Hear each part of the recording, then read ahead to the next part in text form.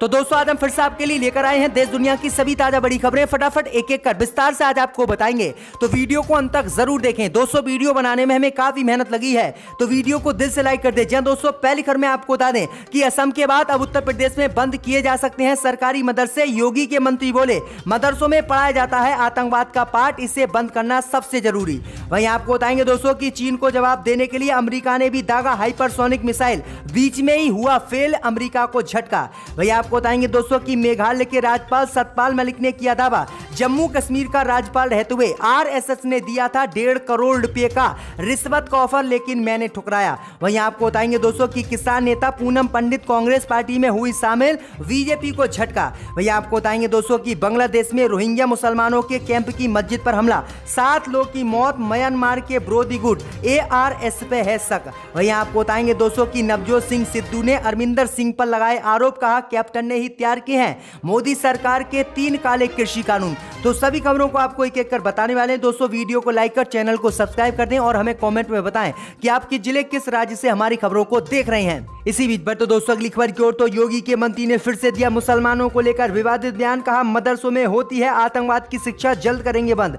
जय दोस्तों आपको बता दें ये बड़ी खबर सामने निकल कर आई दोस्तों कि असम में सरकारी मदरसों को बंद कर दिया गया है। इसी तर्ज पर अब उत्तर प्रदेश की योगी सरकार भी सरकारी मदरसों को आतंकवाद के नाम पर बदनाम करने के बाद बंद करना चाहती है। इस बीच खबर सामने निकल कर आई दोस्तों कि उत्तर प्रदेश की योगी सरकार के मंत्री आनंद स्वरूप शुक्ला ने मदरसों को लेकर विवादित बयान दिया है और कहा कि मदरसों में आतंकवाद की शिक्षा होती है, इसलिए हम इस आतंकवाद की शिक्षा को जल्द ही बंद करेंगे। भाई आपको बता दें कि इसको लेकर उन्होंने कहा कि मदरसों को हम आधुनिक बनाना चाहते हैं, जिस तरह से असम में इसको आधुनिक बनाया गया है, वहां पर आतंकवाद की शिक्षा बंद करके विज्ञान, गणित, कंप्यूटर और संस्कृति का ज्ञान देना चाहते हैं। अगर वो केवल अपनी दीनी तालीम हासिल करने के प्रयास करेंगे तो निश्चित तौर से हमारा प्रयास होगा कि उनको भी आम बच्चों की तरह ही सभी विषयों की शिक्षा मिले, जो हमारे मदरसों में आधुनिक रूप से की जाए। भाई आपको बता दें कि उन्होंने कहा कि आतंकवाद की शिक्षा मदरसों में पढ़ानी बंद होनी चाहिए और हिंदी, गणित सभी शिक्षा इसमें पढ़ाई जाए। तो ये बड़ी अपडेट आई दोस्तों कि किस तरह से योगी के मंत्री ने विवादित बयान दिया है और इस विवादित बयान के बाद अब उत्तर प्रदेश की योगी सरकार सरकारी मदरसों को यूपी में बंद करना चाहती है। इसी बीच पर तो दोस्तों अगली खबर की ओर, तो चीन को जवाब देने के लिए अमेरिका ने भी दागा हाइपरसोनिक मिसाइल, बीच में हुआ फेल। जय दोस्तों आपको बता दें कि चीन को जवाब देने के लिए अमेरिका ने जल्दबाजी में हाइपरसोनिक मिसाइल का परीक्षण करने की कोशिश की, लेकिन रॉकेट फेल होने की वजह से अमेरिका का मिशन भी फेल हो गया है।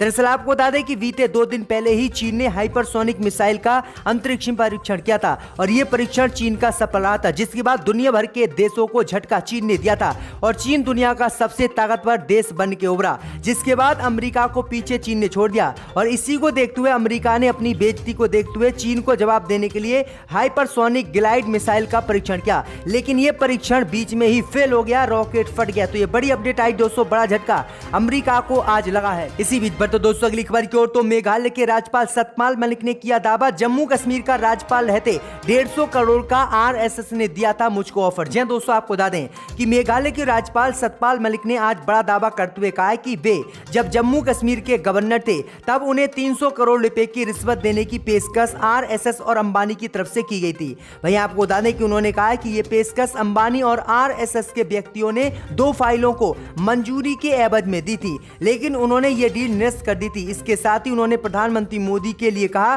कि प्रधानमंत्री मोदी ने उस समय मुझसे कहा था कि वह भ्रष्टाचार से कोई समझौता ना करें।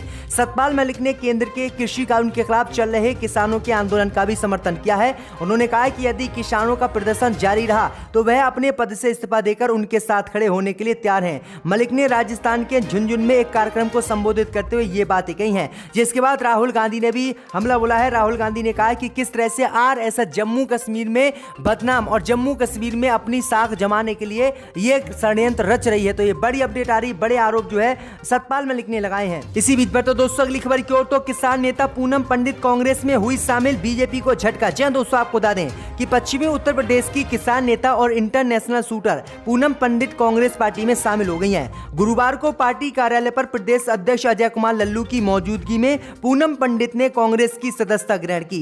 इस दौरान उन्होंने प्रियंका गांधी द्वारा महिलाओं के लिए दिए गए नारे से अपने संबोधन की शुरुआत की। पूनम पंडित ने कहा कि लड़की हूं, लड़ सकती हूं। पूनम पंडित ने कांग्रेस की सदस्यता लेते हुए बीजेपी से अपनी लड़ाई बताई। उन्होंने कहा कि अब लड़ाई बीजेपी और बेटियों के बीच शुरू होगी। भैया आपको बता दें कि पूनम पंडित को कांग्रेस की सदस्यता दिलाने के बाद अजय कुमार लल्लू ने कहा कि जुझारू पूनम पंडित का कांग्रेस में स्वागत है। वह लंबे समय से किसानों के लिए संघर्ष कर रही हैं। आज कांग्रेस में उनके शामिल होने से पार्टी को मजबूती मिली है। उन्होंने कहा कि कांग्रेस और पूनम किसानों के साथ मिलकर सरकार के खिलाफ लड़ाई लड़ेंगे। तो ये बड़ी अपडेट आई दोस्तों की पूनम पंडित किसान आंदोलन से काफी फेमस देश में हुई थी। इसी बीच पर तो दोस्तों अगली खबर की ओर, तो बिहार में महागठबंधन में पड़ी फूट, पप्पू यादव ने कांग्रेस को दिया अपना समर्थन।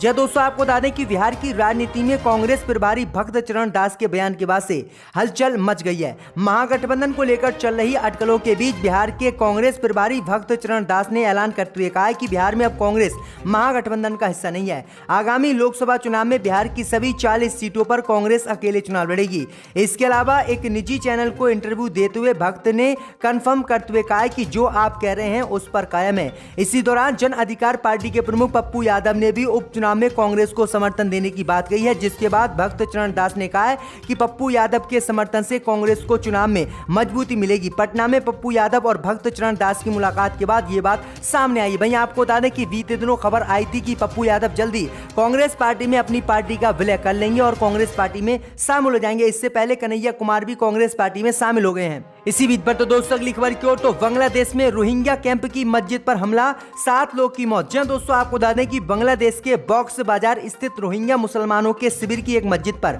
22 अक्टूबर की सुबह करीब 4 बजे अज्ञात हमलावरों ने हमला कर दिया है। इस हमले में 7 लोग की मौत की खबर है। इस हमले के पीछे म्यांमार के रोहिंग्या विरोधी गुट अराकान रोहिंग्या सल्वेशन आर्मी का हाथ माना जा रहा है। इसे आमतौर पर हराका अल यकीन के नाम से भी जाना जाता है। यह म्यांमार के उत्तरी रखाइन राज्य में सक्रिय है। इस मामले में पुलिस को एक हमलावर हाथ लगा है। बाकियों की तलाश के लिए कैंप में सर्चिंग चल रही है। तो ये बड़ी अपडेट आ रही दोस्तों। इसी बीच पर तो दोस्तों अगली खबर की ओर, तो योगी आदित्यनाथ ने साधा कांग्रेस पर निशाना, कहा कांग्रेस ने बोए आतंकवाद के बीच और सपा सरकार ने हिंदुओं पर चलवाई गोलियां। जय दोस्तों आपको बता दें कि उत्तर प्रदेश के मुख्यमंत्री योगी आदित्यनाथ ने शुक्रवार को कांग्रेस और समाजवादी पार्टी पर तीखा हमला बोला है।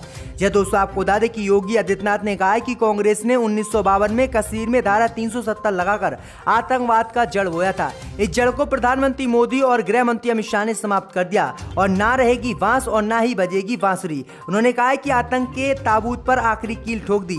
लेकिन आपको बता दें कि योगी को यह पता नहीं है कि पिछले 2 महीने में 35 लोग की हत्या जम्मू कश्मीर में आतंकवादियों ने कर दी है। आखिरकार मोदी सरकार ने जब आतंकवाद को अनुच्छेद 370 हटाकर खत्म कर दिया, तो आखिरकार ये हमले कौन करा रहा है? क्या सरकार इन हमलों को करा रही है? इसी को लेकर योगी आदित्यनाथ ने समाजवादी पार्टी पर भी निशाना साधा और कहा कि समाजवादी पार्टी ने अपने कार्यकाल में अयोध्या में राम भक्तों पर गोली चलवाई। अगर हमारी सरकार उस समय होती तो किसी भी राम भक्त को एक गोली छूती तक नहीं और हम उन पर गोली नहीं चलवाते। तो किस तरह से विवादित बयान योगी आदित्यनाथ ने दिया है। इसी बीच पर तो दोस्तों अगली खबर की ओर, तो त्रिपुरा में टीएमसी सांसद सुमित्रा देव के काफिले पर हमला, बीजेपी पर लगा आरोप। जी दोस्तों आपको बता दें कि त्रिपुरा में टीएमसी की सांसद सुमित्रा देव की कार पर हमला किया गया है। आरोप है कि कुछ लोगों ने टीएमसी सांसद के काफिले पर हमला किया और गाड़ियों में तोड़फोड़ करने के साथ महिला कार्यकर्ताओं के साथ 2 बार बद छेड़छाड़ भी की है। टीएमसी नेताओं के अनुसार इस हमले में कई कार्यकर्ता घायल हो गए हैं। टीएमसी ने इस हमले के पीछे बीजेपी की साजिश बताया है। भैया आपको बता दें कि टीएमसी ने पुलिस को तहरीर देकर बताया है कि सुमित्रा देव के साथ टीएमसी के 10 अन्य पार्टी कार्यकर्ताओं पर भारतीय जनता पार्टी के कार्यकर्ताओं ने हमला किया है। यह हमला अमतली बाजार में दोपहर करीब 1:30 बजे किया गया था। तो ये बड़ी अपडेट आ रही है दोस्तों। इसी बीच पर तो दोस्तों अगली खबर की ओर, तो सिद्धू ने अरविंदर सिंह पर बोला हमला, कहा कैप्टन ने ही तैयार किए हैं तीनों नए कृषि कानून। जी दोस्तों आपको बता दें कि पंजाब कांग्रेस के नेता नवजोत सिंह सिद्धू ने एक बार फिर से पूर्व मुख्यमंत्री अरविंदर सिंह पर बड़ा हमला बोला है और अरविंदर सिंह को केंद्र के 3 कृषि कानूनों को बनाने का आरोप भी लगाया है। और नवजोत सिंह सिद्धू ने कहा कि कैप्टन अरविंदर सिंह ने मुख्यमंत्री रहते हुए तीनों मोदी सरकार के नए कृषि कानूनों को बनाया है और वह इसे बनाने में सबसे आगे हैं। उनकी पोल अब खुल रही है क्योंकि उन्होंने नई पार्टी बनाकर बीजेपी के साथ गठबंधन का ऐलान किया है। तो ये बड़ी अपडेट आ रही, गंभीर आरोप नवजोत सिंह सिद्धू ने इन पर लगाए हैं। इसी बीच पर तो दोस्तों अगली खबर की ओर, तो नवाब मलिक ने समीर बानखेड़े को दी धमकी, कहा साल भर में जाएगी तेरी नौकरी, तेरा बाप बोगस था और तू भी। जी दोस्तों, आपको बता दें कि बॉलीवुड में बीते साल सामने आए कथित ड्रग्स मामले के बाद महाराष्ट्र सरकार और केंद्रीय जांच एजेंसी अब तक कई बार आमने सामने आ चुकी हैं। अब तक महाराष्ट्र सरकार एनसीबी समेत एजेंसियों पर राज्य को बदनाम करने का आरोप लगाते हुए देखी रही थी। इन दिनों एनसीबी के वरिष्ठ नेता और महाराष्ट्र सरकार में मंत्री नवाब मलिक एनसीबी के जोनल चीफ समीर वानखेड़े और उनके परिवार को अपनी चपेट में ले रहे हैं। वह लगातार उन पर हमला बोल रहे हैं। बीते गुरुवार को उन्होंने वानखेड़े को चुनौती देते हुए कहा है कि साल भर के बीते उनकी नौकरी चली जाएगी। और अब मंत्री के इस बात के जवाब में वानखेड़े ने कहा है कि इसके लिए उनकी शुभकामनाएं हैं। अगर वह मुंबई को ड्रग्स से हटाने के लिए जेल जाना पड़े तो वह जेल जाने के लिए तैयार है। उन्होंने कहा है कि यह भी रिश्वतखोर है। दुबई जाकर इसने कई बॉलीवुड के बड़े बड़े स्टारों से रिश्वत ली है और ये उगाही महाराष्ट्र में करता है और महाराष्ट्र को ड्रग्स के नाम पर बदनाम करता है। इसलिए महाराष्ट्र सरकार इसे जेल के पीछे भेजकर ही रहेगी। तो ये बड़ी अपडेट आ रही दोस्तों कि एक एमपी ने यहां पर आकर